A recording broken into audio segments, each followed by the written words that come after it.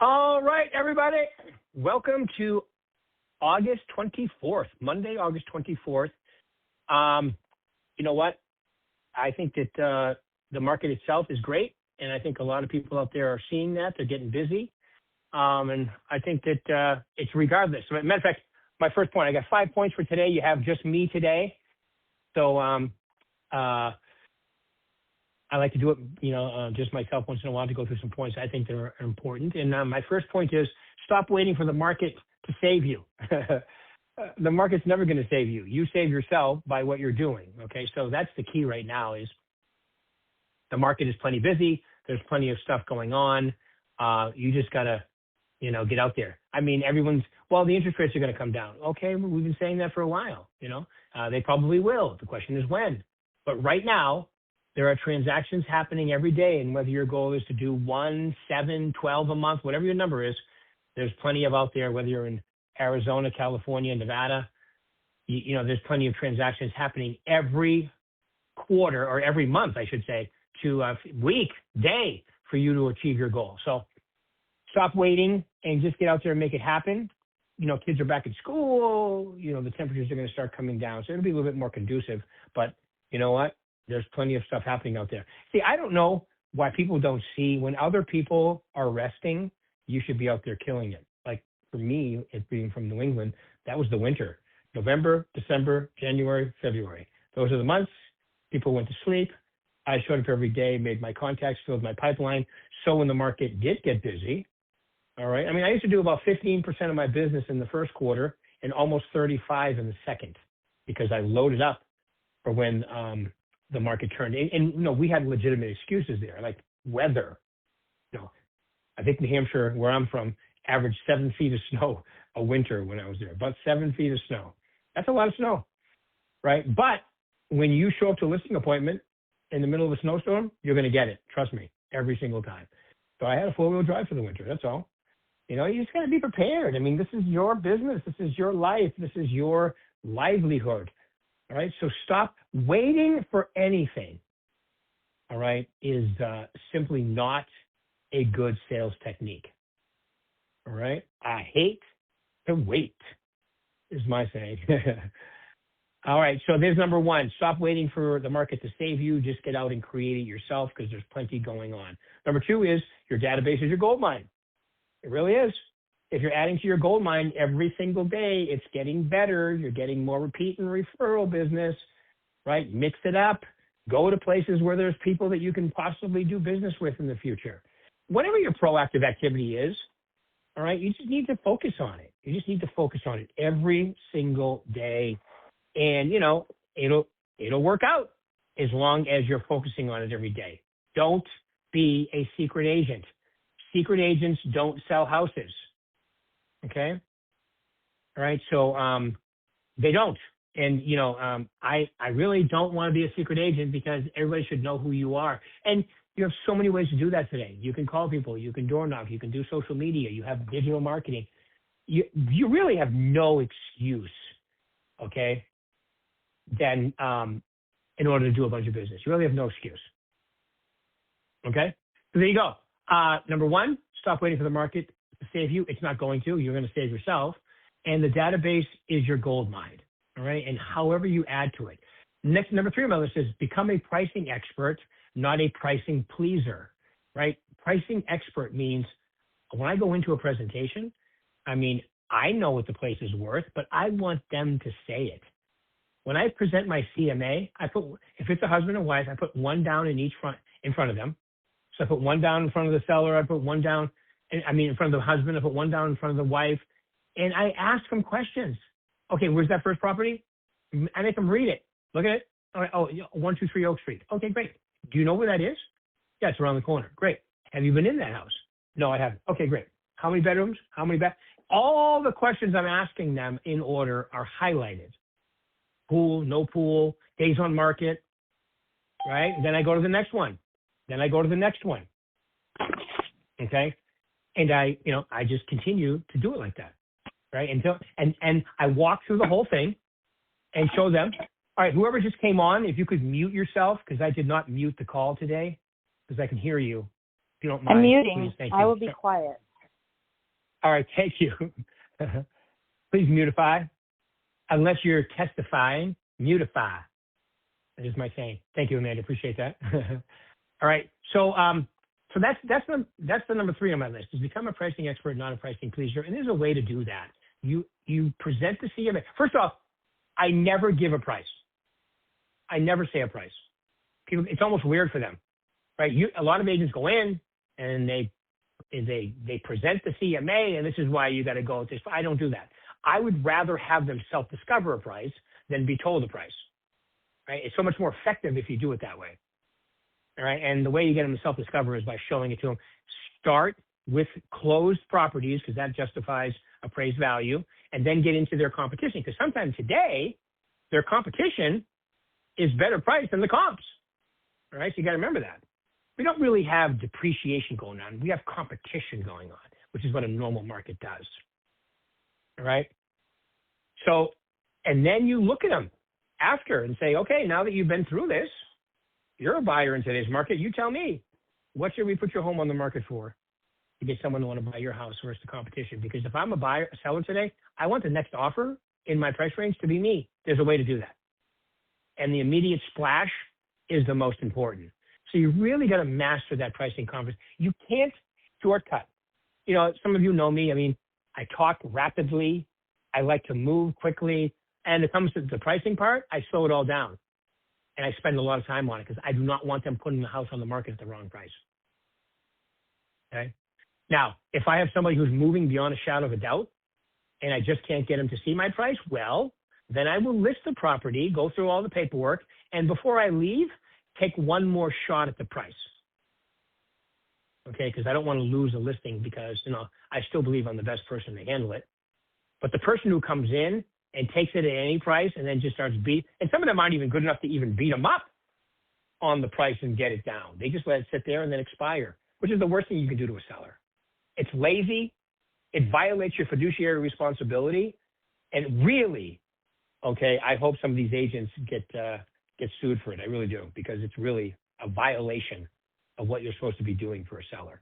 Like going to the doctor, you have something growing in you, and you go, yeah, you really don't want to ruin his day. I'm not going to tell him. Right? That's called malpractice in the medical field. For us, it happens every day because agents just aren't strong enough. I really, you know, I hate to say this, but I really believe it's because they're only thinking of themselves. They're not thinking of the seller. Well, if I take 7 listings and 3 are going to sell. That's not the right attitude. You take 7 listings, you have 7 closings. Or you have 5 closings and you've withdrawn 2 because they weren't willing to do what it takes. Okay? So that's so important. As you can tell, I spent a few minutes on that. I think it's great. All right. Number 4 on my list is conversations equal commission checks. Very simple. Or as I like to say, real estate is a full contact sport. I didn't say tackle anybody. I said, you have to contact people. I got to be contacting them. I got to be calling them. I got to be door knocking them. I've got to be responding on social media. I've got to be, sending out my digital marketing, and the people that open it, contact them. However you want to contact people, but you got to talk to them. Your voice, if done properly, is one of the most important tools you have. I think your brand is up there, and I think your voice is up there. People already know who you are if you're Berkshire Hathaway. I mean, now look at, not other agents. I'm talking about consumers, sellers, and buyers. They know who Berkshire Hathaway is, and you already look better with that brand. Now you just got to have the right stuff come out of your mouth. And as luck may have it, we have a call clinic going on today at the St. Rose office. So if you're questioning what you should do, come on down to the call clinic. All right. All right. So that's number 4. I'm number 3. No, that was number 4. Number 5 on my list is, okay, success is built before you even get to the appointment. I really believe that. I think how you converse with them, even NAR will tell you it takes 6 or 7 contacts on average before you even go to an appointment. I agree with that. All right. And when you show up, if you've done the right stuff before time, you're going over to get a listing signed. You've already got a buyer you're going to be working with, right? With a buyer, you've had them pre-qualified. You had them send you, a detailed email with everything they want and don't want in the house, and you just took over, right? With a seller, you've contacted them many, many times, and hopefully they've gotten a few neighborhood reports and newsletters and different things from you. Okay, so when you show up, it's a matter of taking the listing. It's a matter of showing them a few houses and selling them. All right, so it's all in the setup, folks. It's all, just like, like when before I did this call, I wrote down these 5 points. I looked at them. I come up with a little language for each one, just like when I speak. Like this morning when I do the call clinic, I know what I'm going to say before. I've done it before. It's not my first rodeo.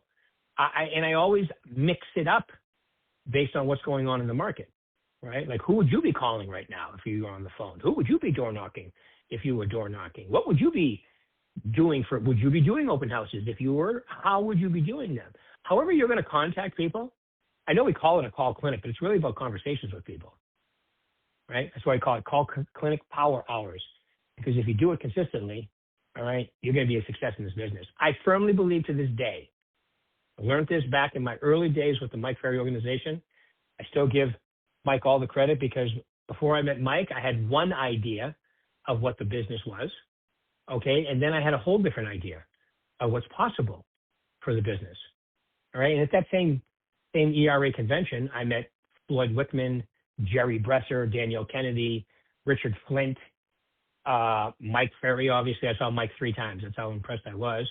I think I went to see Floyd twice, and I saw Mike 3 because they, it was like a 2-day event, and they had the same speakers that, Mike probably did his talk 4 times in one day, right? So, and then all of a sudden, I had a whole different idea of what the business could be, talking to expired listings and calling for sell-by owners and previewing property, and that wasn't even I just thought I was already doing pretty damn good, right? And that's what my broker was telling me. And I went back and I did a whole different type of business because I learned a different way, right? This business is, I coach people that do 100 deals. I coach people that do 10 deals, and they're both happy. It depends on what your goal is, right? You do 10 a year with a decent average sale price, you're going to make good money. You do 100 a year with any sale price, you're going to make good money, right? So, all right, and everything in between. All right, so remember, okay, so let's review now. Stop waiting for the market to save you. It's not going to. You're going to save yourself by being busy. Your database is always your gold mine, all right? Become a pricing expert, not a pricing pleaser, which means, okay, let's start at your price. It's not 1985, folks, all right? The more conversations you have, the more commission checks you'll make. And I'm talking about with intention, right? You're talking to people with intention. I have an intention in talking to you, right? And success is built before you even get to the appointment. Success in taking the listing or working with the buyer, right? You just have to know what to say and how to follow up. And once again, we're going through that today at the call clinic downstairs. All right, any questions? Any questions out there? I know we have Amanda. I know we have Murad. I know we have, anyway, any questions that anybody would have relative to the 5 points that I just gave you? No, just piggybacking, Rick, on your comment regarding how you treat your client. If we take our profession seriously and we present correctly, same thing. It's just like a doctor presents his diagnosis or a lawyer presents his strategy. You never discuss them like, oh no, we can do this or this. It's the same thing in real estate. If you have all the confidence and you're prepared for with all the data you have, the listing presentation, then they're never going to question your the pricing. Just point where they're going to sign. Just sign here. This is where you need to sign, very initial, and then let's start the campaign. Right. Yeah. Yep. I agree 100%. Right. So, yeah, this market is, look, don't get me wrong. I understand there's a lot of people out there that would love to sell their home, but they love their interest rate, and the market is, could it ignite? Yes, it could. But right now, what we have is what we have. So you got to work with what you have. You can't, don't be a real estate prophet. Okay, the future is, and then you're wrong. Okay, so you don't want to do that. What we have today is where we are. We've been talking about the rates forever. See, the issue is we have a great economy. We have a great stock market. We have a great job market. The only thing that's being stressed a little bit right now is real estate and car loans, right? When I say stressed, I just mean, yeah, it could be going a little bit better, but it's not bad. Not bad at all. right? So, but we have what we have, and that's what you have to work with. The great thing about it is a lot of people go to sleep. So if you're working, you're going to do business. So, all right, Murad, thank you. Anybody else? Questions, comments, epiphanies, interjections, statements? We'll cover them all today.